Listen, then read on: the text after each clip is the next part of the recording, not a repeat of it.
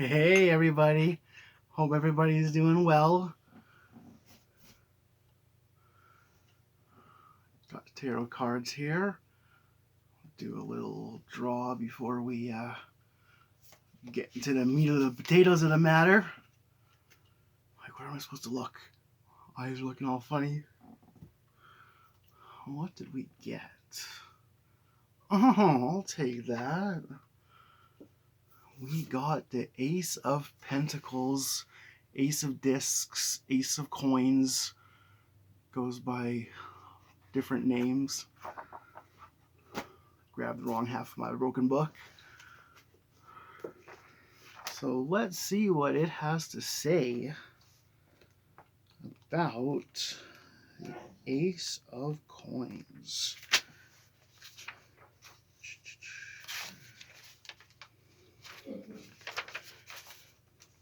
This is a card about money out of thin air. A hand comes forth from the clouds bearing a giant gold coin.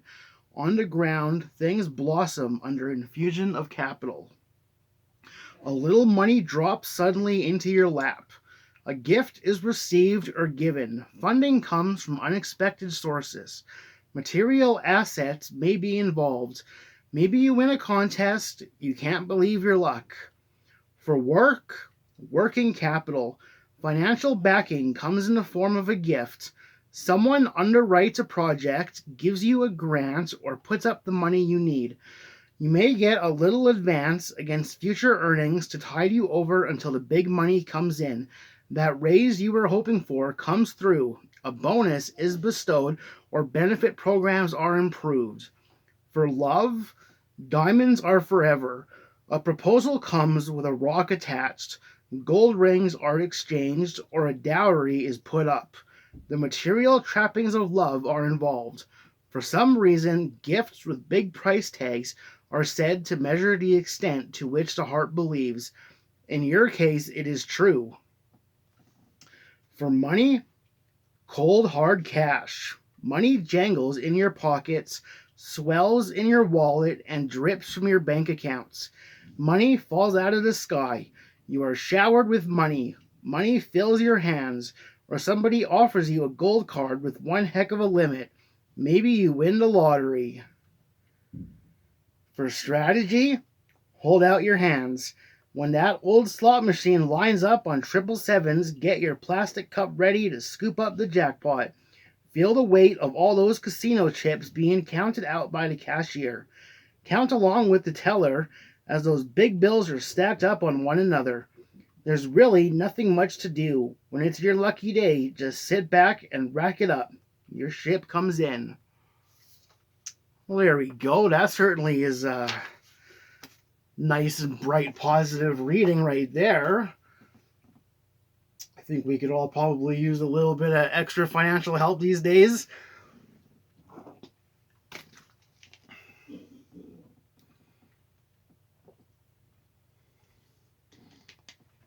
Now you might notice I'm not in the kitchen. So what exactly are we doing in Cooking Up a Revolution? Well, I'll tell you. If it's one thing, revolution needs lots of things, but, we can't just have food in a revolution. The other thing the revolution needs is books.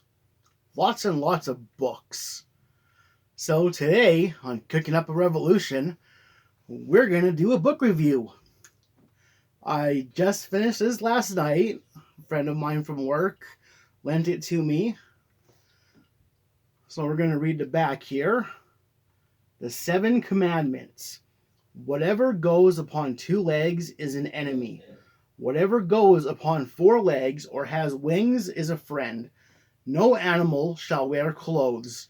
No animal shall sleep in a bed. No animal shall drink alcohol. No animal shall kill any other animal. All animals are equal. All animals are equal, but some are more equal than others. Dun dun dun. So one thing I learned from this book is that humans are pigs. Now, I love Pink Floyd, one of my favorite bands, absolute gods on this earth. that have brought incredible gifted music for us to enjoy. And the Animals album, I knew nothing about it. One of my favorite Pink Floyd albums, listened to it hundreds upon hundreds of times, and listened to it this past Friday, and then they're talking about pigs and dogs, and then it all clicked, and I was like, oh shit. And it was a whole new experience listening to that album after having read this. Now, the premise of this book is how the barnyard animals seize control of Mr. Jones's farm. And, it's all well and good and celebratory. And the pigs saying that they are of higher intelligence than the other barnyard beings decided that they should be the ones calling the shots and making the rules, etc., etc. And then there is a missing litter of puppies. One of the Mr. Jones farmer's dog that participated in the revolution had a litter of puppies, but the pigs knew best, and they took them to raise them into their belief systems. And then as things progress and the animals have to work for themselves to get the grains and do all these kinds of things to sustain themselves, the pigs aren't contributing, they're not working, they're not laboring, but they are giving themselves 10 times the rations as the other animals, and saying it's for the good, because they make the decisions that the other animals can't make. So, totally representing bankers and politicians and, the ones that think they have the right to sustenance without labor. They profit off of other people's labor. And the people who do labor and actually produce things get less for it. Seems to be a pretty common theme in today's world. And the dogs, well, these barnyard animals, anytime they had an inkling of standing up and questioning the pigs and calling them out for their immoral behavior, the dogs would be right there growling and snorting and ready to attack and intimidate, so that nobody would dare rise up and, question the all-powerful pigs. Order following trash, cops and soldiers, protecting the evil elite. It's all in this book.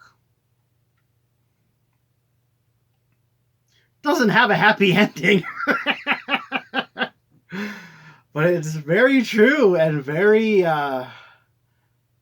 brings up a lot of points of how they rewrite history and destroy the public memory, alter it over time, change events,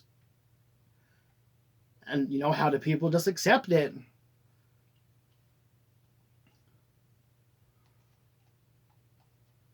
There's a lot to learn here to kind of see how society operates and the real players behind it, and understand the immoral nature of what's going on. So, for the first Cooking Up a Revolution book review, we've got Animal Farm by George Orwell. It's 110 pages, not even, what was it here? Now we're in the appendix. It was really 100 pages. So it was a nice, quick, easy read. A nice, light, easy meal to digest. And it certainly, makes you think, which we all could use more of. So there you are. If you haven't already read it, check it out. Be good to yourselves and be good to each other. Till next time.